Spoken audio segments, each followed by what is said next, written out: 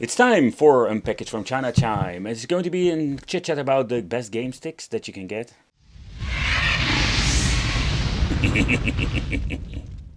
Hey, welcome back to the channel. It's awesome that you're tuning in. So in today's video, we're going to take a close look at the game sticks. The game sticks that are really maybe worth picking up, or at least the best ones that I found throughout the jungle of different game sticks. Even after this video, I know there are going to be becoming more and more game sticks where I just want to deep dive into the jungle to see which one is the best one. But so far, these are the best selections, because we have two different solutions with two different configurations, and both of course will have the positive and the negative. But which are the differences and which one should you pick up or just avoid? But for the first one, let's take a close look at the Super Console X. So what is it? Is it any good? And how does it compare with the other one? The Super Console X stick was actually the same like the first generation Super Console X devices, coming with MEALIC 3.9 and does have a lot of capabilities when it comes to the Android part. So yeah, what are we having when it comes to the, let's say, overall specs? So it has the optional dual boot with a very old like prehistoric Android, the S905X chip that we have seen in many game sticks now, and yeah, the quad core in combination with the Mali 450 does have like a lot of potential when it comes to PlayStation 1 emulation, but further than that we do notice some problems. So booting further into the Super Console X sticks, we're getting this Kinhang Games retro, let's say, logo. They have been changing this throughout the year in different kind of MEALIC versions. And you can just actually see that it says MBox when booting this up. Because that happens when you're removing the SD card. Yep, this is actually just an Android box, but I can tell you I would not recommend using this because it's old tech.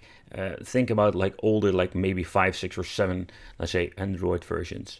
So MEALIC 3.9 is just a basic version nowadays, where newer versions had capabilities of different kind of new emulators. It doesn't really matter sometimes, because when you're looking at the overall power compared with, let's say, other versions, yeah, you know, the power is in the end what makes the difference when it comes to emulation performance. But however that, like the Super Console X, I just wanted to do a quick overview where we can still play thousands and thousands of different games. Particularly looking at, let's say, the old school computers like Atari, Commodore 64 and Amiga, you know, Amstrad, CPC. There is so much that we can actually play with, let's say, the older, let's say, Super Console X.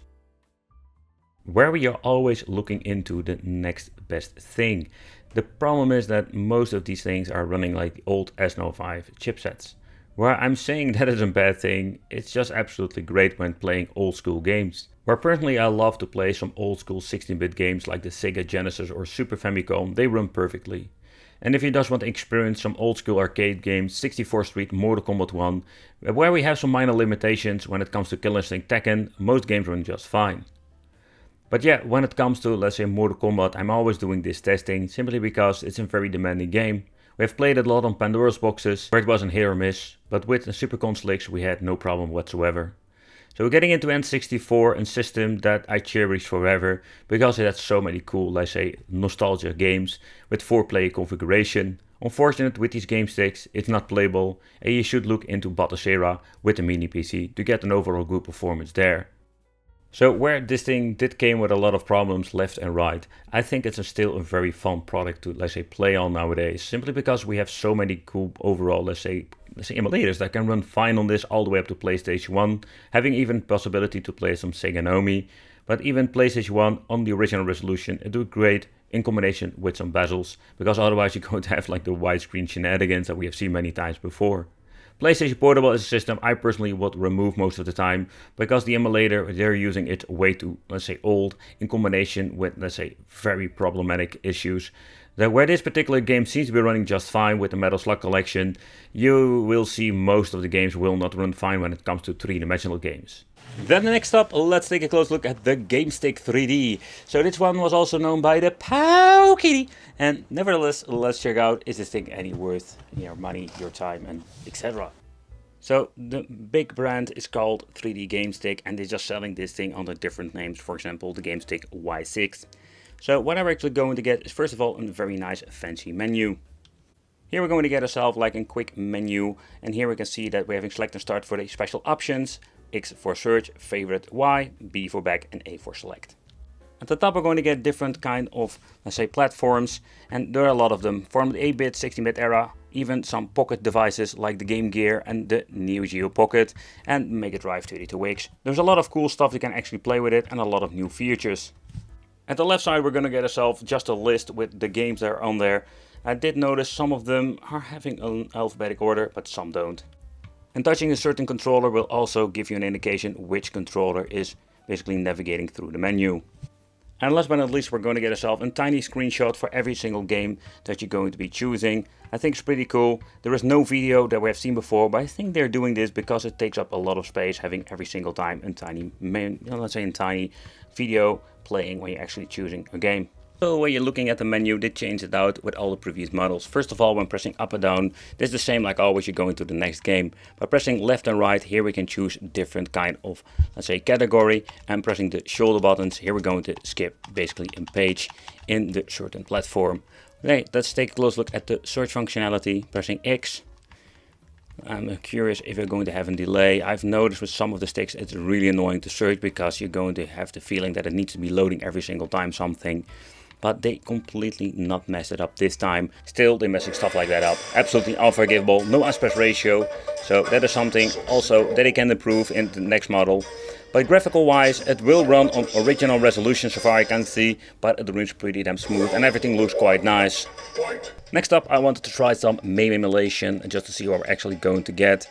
So enter some credits. I do see this weird, very strange filter over it that trying to look at it a little bit better, or that's the feeling I'm having. Pressing select and start will give you the same option like before, but pressing both joysticks, here we're going to get ourselves into the emulator settings.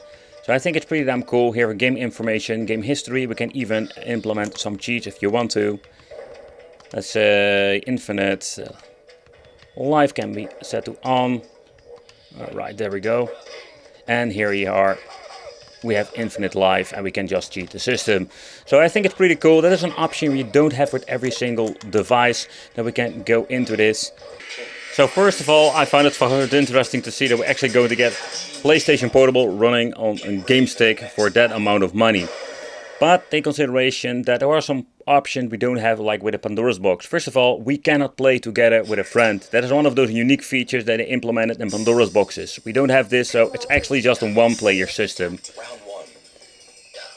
Nevertheless, when you're looking at the gameplay, the button layout seems to be working like it should be. So that's the part they didn't mess up. Pressing select to start will give you more like a semi-PP SSPP emulator. Control options, you can see you can get into the controls, but that's it, you know, it has been locked down, so there is no way of messing with the freaking options. I find a little bit of a bummer because with these systems you can sometimes tweak it and get a pretty damn good result with low power chips. Of course, frame skipping will be enabled with these things.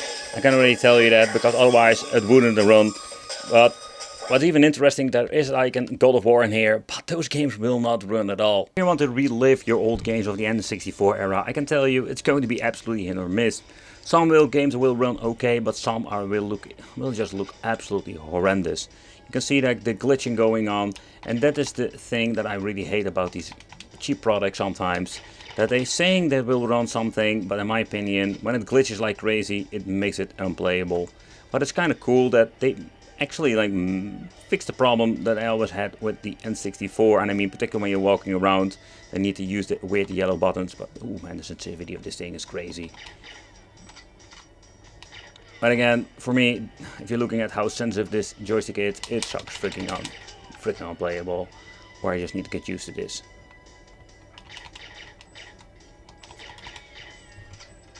But the overall gameplay is not bad at all, and especially when you're looking at this really cheap chip that they're using on this.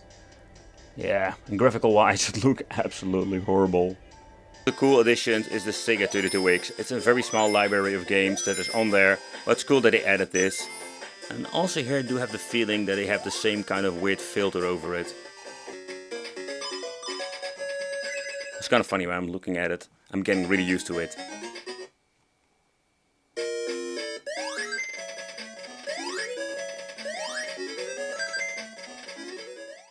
The main problem we're having over here is that we're having two different completely configurations of, let's say, game sticks.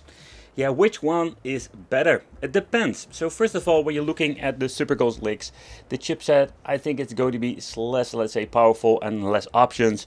Where I love EmuElec, it's absolutely a beautiful piece of software. Where the Linux Game 3D game stick, the controllers are okay, like they're slightly better, but yeah, the overall, let's say, configuration of this thing, it's so much more convenient. Yeah, it's absolutely difficult to say which one is better because they have both the positive and the negative side. Let me know in the comments what do you think, and it would be great to see you in the next video.